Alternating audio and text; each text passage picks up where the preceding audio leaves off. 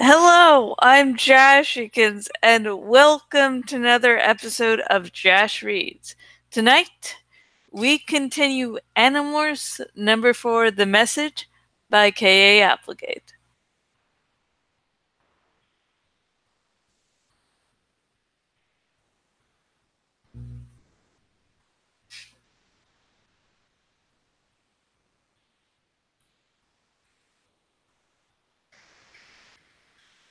Okay, Jake said. Here's what we know, or at least what we think we know. We were all at Rachel's house again. It was a few hours after I had gone to see Marco. Tobias was perched on the windowsill.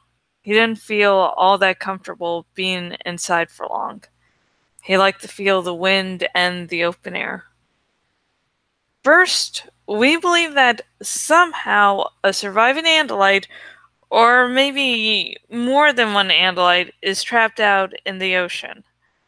Hopefully, Andalites can hold their breath for a really long time, Marco joked. Second, Cassie believes she can find the Andalite, thanks to the information from the whale. Everyone kept a straight face for about 10 seconds. Then, all at once, everyone cracked up. Information from a whale? Marco repeated, giggling. Have our lives gotten really weird? Or is it just me? Tobias asked. Weird? Weird? Marco crowed. The talking bird wants to know if getting information on the location of an alien from a whale that you just saved from sharks by turning into dolphins. You're suggesting that's weird?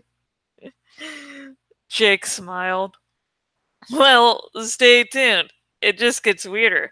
Cassie and I have been going over maps. She says the location we're looking for is pretty far out to sea. Too far for us to swim and still have any time left of our 2-hour limit. Well, that's ball game, isn't it? Marco asked. Jake nodded at Rachel. I was talking to Rachel earlier and she has an idea. Rachel stood up. She'd been lounging on the bed. We hop a ride on a ship. First we morph into something like a seagull. Marco groaned. I hate plans that begin with the words, first we morph. We morph into seagulls, I said, picking up the plan we'd worked out. Then we fly out into this shipping channel. We land on a tanker or a container or something that's going the right direction. We morph back to human, rest up, let the ship get us closer, then jump over the side, morph to dolphin, and go the rest of the way. Oh, well, when you put it that way, it sounds so easy. Marco sneered. How about if we just walk over to Chapman's house and tell him to call Visher 3 to finish us off? It's so much easier, and the results will be the same. Jake sighed. It is dangerous and risky, and there are about 100 things that could go wrong. Plus, as Marco has told us, we have reason to think that controllers will be out there, searching for the same thing we're searching for. This idea just gets better and better, Marco said. Let's put it to a vote, Jake suggested. I'm in, Marco said instantly. A split second behind him, Rachel said her usual, I'm in. Everyone stared open-mouthed at Marco. Just once I wanted to be Rachel to it, he explained. Tobias? Jake asked. I don't think I should vote. I have to sit this one out. I can't stay up that long with nowhere to sit down. Sorry. You had the dreams just like Cassie, Jake pointed out. Do you think we should do this or not? Tobias fixed his fierce gaze on me. Yes, Cassie and I both had the dreams. I think they're real. Okay, looks like we go, Jake said briskly. Tomorrow, first thing in the morning. We can't wait any longer. The longer we hold off, the greater chance the Yerks will beat us to it. We left Rachel's house. Marco split off in one direction. Tobias flew off to some unknown destination. Jake and I walked together for a while, even though it was out of his way. I think Tobias is feeling kind of left out, I said. You should talk to him later. Remind him of how many times he's helped us out. That's a good idea, Jake agreed. We walked a little farther in silence. It's one of the nice things about the relationship Jake and I have. We can be quiet together and feel okay about it. This is really dangerous, isn't it? I asked him. He nodded. Suddenly I stopped walking. I don't know why, but I had this need to tell him something. I took his hand and held it between both of mine. Jake, I said. Yes? It was on the tip of my tongue. But then it seemed ridiculous to say it. So instead I said, Look, don't ever get hurt, okay? He smiled that smile. Me? I'm indestructible. The way he said it, I almost believed him. But then, as he went his way and I head toward home, I glanced up at the sky. Against the blaze of sunset, I saw a flash of russet tail feathers. Tobias, our friend, who had been trapped forever in a body not his own. None of us was indestructible.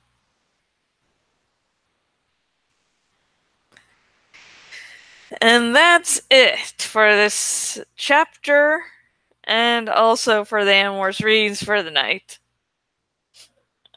God, yeah, this was a chapter. I always love doing Marco. Marco is fucking awesome. Both, he can be very observant, extremely helpful, and then he can be joking. He tends to state his mind to the point.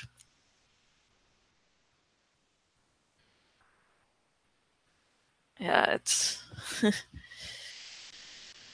yeah, the whole let's danger thing. We might die. None of us is indestructible. And sorry, I'm just getting stuck on the. This is a kid's book, and it's been forcing the message of none of the main characters is indestructible. Bad things can happen.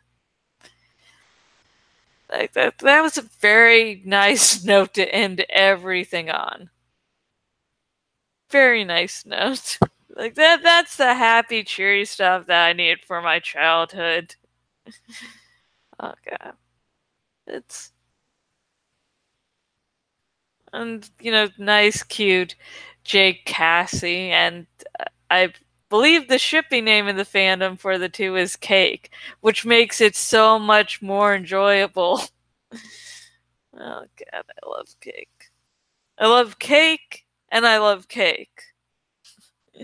If you would like to discuss this chapter with me, please comment down below and we can start a lovely conversation about really nerdy stuff. Now, remember, no major spoilers. I'm hoping that people will find out about the Animorphs series through my videos, which means I don't need major spoilers in the comments section or in these videos, because if for all of us who have read the whole Animorphs series and knows what happens, there are some really big twists and turns coming up, and for better or worse, that should not be spoiled for the newcomer. Now, if you do want to talk spoilers with me, and you are watching this on the YouTubes, in the description is a link to my Tumblr Ask box. Talk spoilers with me there. Spoilers there, like fan theories, maybe what you wish would happen, maybe some part of one of the books you don't like. Yeah. So, yeah. And if you watch this video and you're like, yeah, I'd really fucking like a copy of this book. If you are watching on the YouTubes, link in the description. If you are watching on my blog, link down below. And both links will take you to where you can get your own handy dandy copy of Animorphs for the Message by Kay Applegate. Just be aware, if you do buy a copy, I'm reading from the original book and not the reboot, which means there's going to be some instances where things are different. So yeah, so just be aware of that. I'm going to need to fucking buy all the rebooted books because I like the covers. And if you're wondering, only the first 8 books in the main Animorphs series were rebooted and given new covers, and only 7 of them were released into paperback, and the other book, number 8, was only released on the Kindle, digital format there. Just to warn you. Yeah. But the link to buy Animorphs number 4, The Message by Kay Applegate, will include you being able to choose different formats. So, yay. And if you watch this dramatic reading, or like, hey, I would fucking love for Jashikins to read, my book or my fanfic.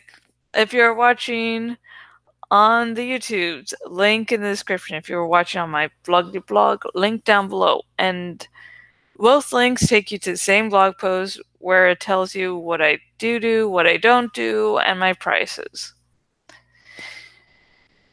Yeah. And if you're watching this on the YouTubes, please like this video and subscribe to my YouTube channel. And if you're watching on my blog and watching on the desktop version of my blog, search for where the fuck the cyber thingamajig has gone and choose the follow by email option, and you will be alerted by email every time I make a new blog post. Yay. So yeah, now the real life segment.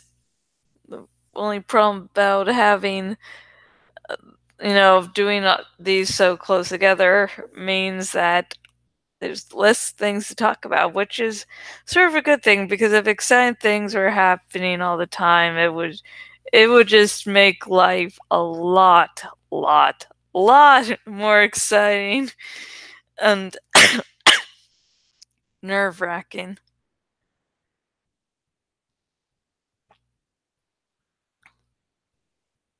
I'm wanting Rev Resner to play Silent Hill 2, and he does want to get through the Silent Hill games.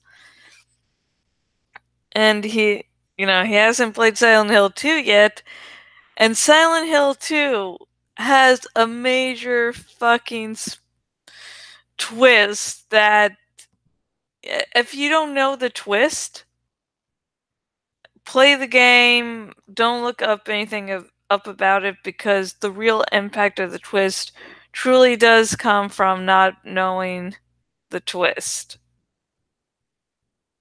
And so I'm trying to get through this, I think like a 2 or 4 hour analysis on the game. And yes, I am a big enough fan that I will watch that.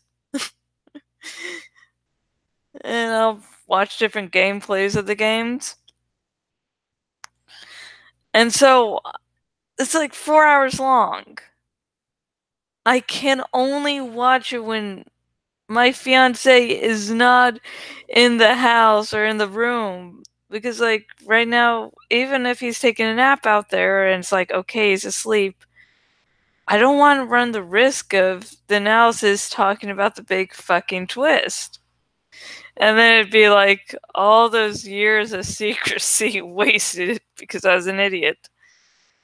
Yeah. If you, again, if you don't know the big twist of Silent Hill 2, you do need to play it. Do seriously need to play it because it's, yeah, it is, it makes you rethink things. And you won't really be able to appreciate the game as it's meant to be during the first playthrough, because then after you know the twist and after you can look back at things and analyze it in a whole different manner. So yeah.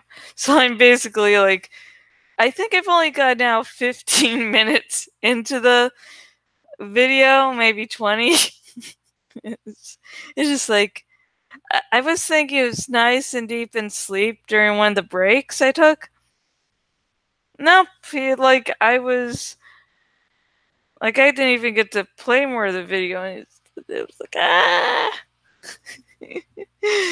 okay.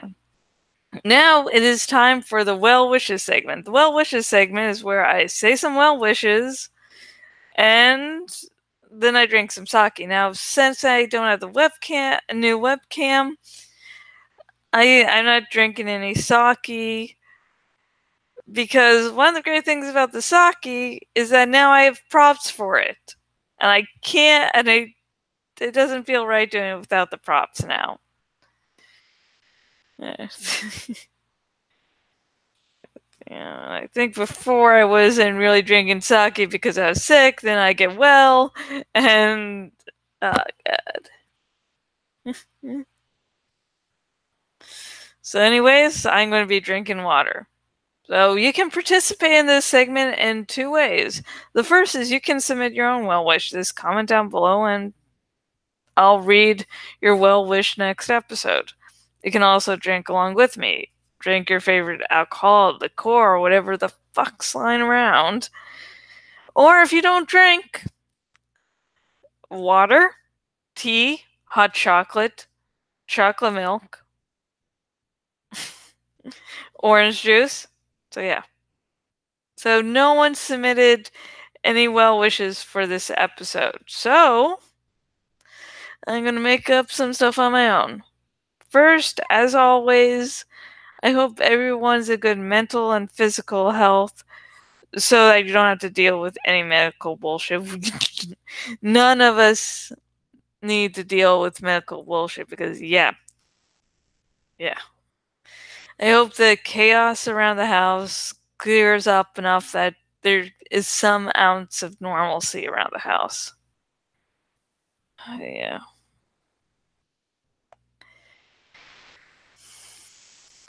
And my mom's going to be coming to visit in a few days, so I hope that isn't chaotic. which is probably really hoping for way, way, way, way, way, way too much. But you know, there's hoping. And hopefully when mom's down, I'll start to plan my wedding. And hopefully none of the wedding news starts to hit dad until everything's very well grounded. The thing is, my dad's the type of person who likes to make everything about him. And so I'm pretty sure he's going to try to manipulate my wedding into being about him instead of being about me and my love for my husband and my husband's love for me. So hopefully that does not happen. That he just does leaves me alone. God damn. I mean, he actually called recently. He didn't even do the whole, okay, I'm going to try to pretend that I care about you, and oops, everything's all about me now, and just began all about him. It's, yeah, and it's, it's really good for my mental health to actually be moved out because now I'm not having panic attacks constantly. It was utter hell in his house. Fuck. I heard him move and I would have panic attacks. Now it sort of amazed me, like the first few days of moving in here, that I could move around the house with this house without having a panic attack about being in a room to avoid a person's house. It's really fucking good here. I mean, there's some downsides, but has more upsides than downsides. And my fiance will be having some surgery. And I just hope that he recovers well and that the surgery goes well. And and they say it's like 4 to 6 weeks of recovery time, which might mean that it'll be longer. So it's going recovery will be both fun for Rev Resner and me. He'll be, of course, recovering, and he might feel useless, and it's because he'll be lying in bed all the time. And I'll feel horrible because he's one in pain, two, I'll be doing a lot of things for him. And so really hope everything goes well and as planned so that neither of us has to deal with anything more than we have to.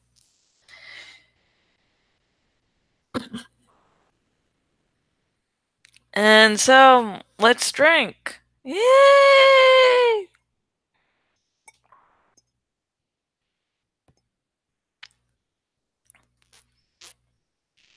Okay, next episode will be another writing live stream. And it will air on Wednesday.